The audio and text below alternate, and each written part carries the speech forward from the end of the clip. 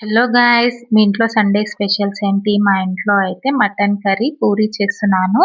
మీరేం చేసుకున్నారో కామెంట్ చేయండి. నేనైతే మటన్ అయితే మంచిగా కడిగి పక్కన పెట్టేసుకున్నాను. కుక్కర్ తీసుకొని అందులో ఆయిల్, కావాల్సిన మసాలాలు, ఆనియన్, కొత్తిమీర వేసుకొని మంచిగా ఆయిల్లో ఫ్రై చేసుకోవాలి. ఇది ఫ్రై అయిన తర్వాత అందులో ఫ్రెష్గా దంచేసి పెట్టుకున్న అల్లం వెల్లుల్లి పేస్ట్, కొంచెం పసుపు వేసుకోవాలి. మనకి చికెన్లోకైనా మటన్లోకైనా ఫ్రెష్గా దంచి వేసుకుంటే బాగుంటుంది అల్లం వెల్లుల్లి పేస్ట్. మనకి కూర అనేది నీచు వాసన రాకుండా ఉంటుంది ఇలా చేస్తే. సో నేను ప్రతిసారి ఇలానే చేస్తాను, మీరు కూడా ట్రై చేయండి. ఇంకా మంచిగా ఆయిల్లో మగ్గిన తర్వాత ఆనియన్, అందులోనే మటన్ వేసుకొని కొంచెం సాల్ట్ వేసుకొని ఆయిల్లో మగ్గనివ్వాలి. ఆ లోపైతే నేను పూరీలకి పిండి అయితే కలిపేసి పక్కన పెట్టేసుకున్నాను. ఇంకా మటన్ చూసారా, మంచిగా గ్రేవీగా ఆయిల్లో అయితే ఉడికిపోయింది. అందులోనే మనకు టేస్ట్కి తగ్గట్టు కారము, కొంచెం సాల్ట్ వేసుకొని ఇంకొద్దిసేపు ఆయిల్లోనే మగ్గనివ్వాలి.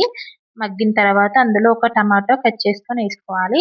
టమాటా కూడా ఆయిల్లోనే మగ్గనివ్వాలి కాసేపు. మగ్గిన తర్వాత అందులో మనకి గ్రేవీకి తగ్గట్టు కొంచెం వాటర్ వేసుకొని, ధనియాల పొడి వేసుకొని ఇంకా మూత పెట్టేసుకోవాలి. ఒక 10 విజిల్స్ వచ్చేంత వరకు ఉడకనిచ్చుకోవాలి. ఇంకా చక్కగా ఉడికిపోతుంది. ఉడికిన తర్వాత అందులో కొద్దిగా మసాలా, కొత్తిమీర వేసేసుకుంటే అయిపోతుంది మటన్ కర్రీ. ఇంకా మటన్ కర్రీ అయితే అయిపోయింది. పక్కన అయితే పూరీలు కూడా ప్రిపేర్ చేస్తున్నాను.